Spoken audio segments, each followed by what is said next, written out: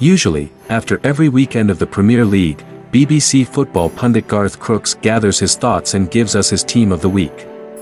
Goalkeeper, James Trafford from Burnley.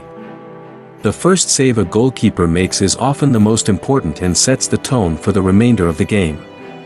Trafford's first save from Harry Wilson might have been comfortable, but the strike from Palhinha was far more testing.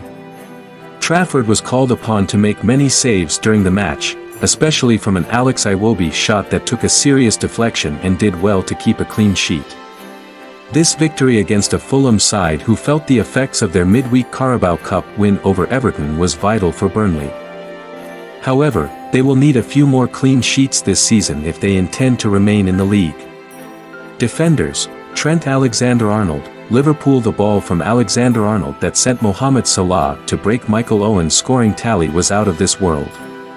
Sat in the middle of the back four on this occasion, Alexander-Arnold hit a ball a quarterback playing for the Miami Dolphins would have struggled to make.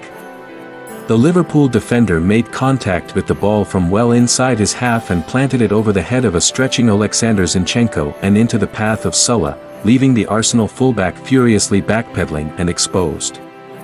Salah breezed past him and blasted the ball into the roof of the net. It is the best pass I have seen this season. Kurt Zouma. West Ham must have been delighted to have Zouma back in their starting lineup after their mauling at Liverpool in midweek. His sheer presence against Manchester United made a difference and greatly boosted the Hammers. The tackle and clearance off the line as United tried to get back into the game in the second half epitomized the determination and commitment of the West Ham captain. They did not allow their heavy midweek defeat in the Carabao Cup quarter-final to derail their Premier League ambitions. Top 6 at Christmas is a great look for the Hammers. Manchester United is out of the top 6 at Christmas, but it is not. Ibrahima Konate. It has been a while since Konate made my team selection. It has taken the Frenchman some time to settle down at Anfield and find real consistency. Against Arsenal, however, the Liverpool central defender had the best game I have seen him have for some time. He made a tackle on Zinchenko in his penalty area in the final 10 minutes, which was timed perfectly and needed to be. Konate also seems more composed on the ball and less prone to make rash tackles, especially when the striker has his back to goal. There was little to separate these teams on the day, and neither deserved to lose. What about midfielders? Mohamed Kudus. The mere fact that Kudus has featured so prominently in my teams during these past few weeks should tell you how well this lad has been playing for West Ham this season. Since the arrival of the Ghana international, the Hammers look even more dangerous on the break. However, manager David Moyes is the man responsible for bringing Kudus to London Stadium, keeping West Ham in the Premier League, and providing them with a top 7 finish before winning the European Conference League. Speculation about the fans wanting a younger, more charismatic figure at the helm and the possibility of Michael Carrick taking over next season continues to mount. Hammers fans should be careful what they wish for. Declan Rice. It was Martin Odegaard who ran the show in the first half for Arsenal, and Rice continued the theme in the second. Sat comfortably in front of their back four, Rice provides the perfect insurance policy for William Saliba and Gabriel at the heart of Arsenal's defensive unit. Rice was impressive when he played for West Ham, but he has added a real authority to his game. It could be the difference between Arsenal winning the title because of his reliability and them losing it unpredictably and occasionally volatile Granit Xhaka. I know who I prefer. Martin Odegaard. Arsenal's performance at Anfield, especially during the first 25 minutes, was as good as I have seen from them. At the heart of this controlled performance was Odegaard. I did think the Norway international was fortunate to get away with a penalty appeal when he appeared to handle the ball. The problem is I have seen them given, but on this occasion, referee Chris Kavanagh thought otherwise. It was a crucial decision, but if a referee is not convinced about an incident, then he should not give it regardless of the video assistant referee or what those at Stockley Park say. It is that simple. Wilson Odobert. It was a superb strike by Odobert, but the 3 points that came with it were far more important and took Burnley off the bottom of the table. The 19-year-old has started only 5 games but scored 3 goals. Odebert can clearly play and must feature more prominently if the Clarets stand any chance of remaining in the league. Last week they were booed off the pitch by their home fans after defeat against Everton, so this result will be a welcome relief for manager Vincent Kompany. However, the Clarets need to put a run together and quickly. I can't see them getting much out of Liverpool or Aston Villa before they host Luton, which is a must-win game.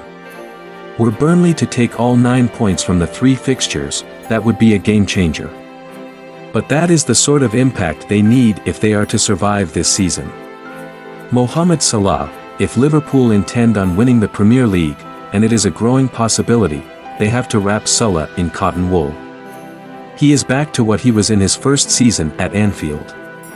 The way he dismantled Arsenal's Zinchenko before smashing the ball past a helpless David Raya in goal must have been terrifying for any defender watching. The problem for Liverpool is, who do they replace Salah with when he's gone? Should the Saudi Pro League rekindle their interest in the Egypt captain, for the astronomical amounts they are prepared to pay, at the end of the season? I cannot see the player or the club being in a position to refuse. Liverpool will not win the title without him, so they had better get a move on. Dominic Solanke, I do not think you will see a better hat-trick all season. Bournemouth has developed a centre-forward capable of leading the line of any Premier League team. The issue for the South Coast club now is how long can they hold on to Solanke. However, for the second consecutive week, a Premier League referee struggles to distinguish between a good tackle and one that requires a player to be sent off. Last week, it was at St James Park, and this week, at the City Ground where Willy Boley's challenge on Adam Smith was not only brilliantly timed but utterly fair. Nottingham Forest not only lost the player because of a monstrous decision but the match as well. Not good enough.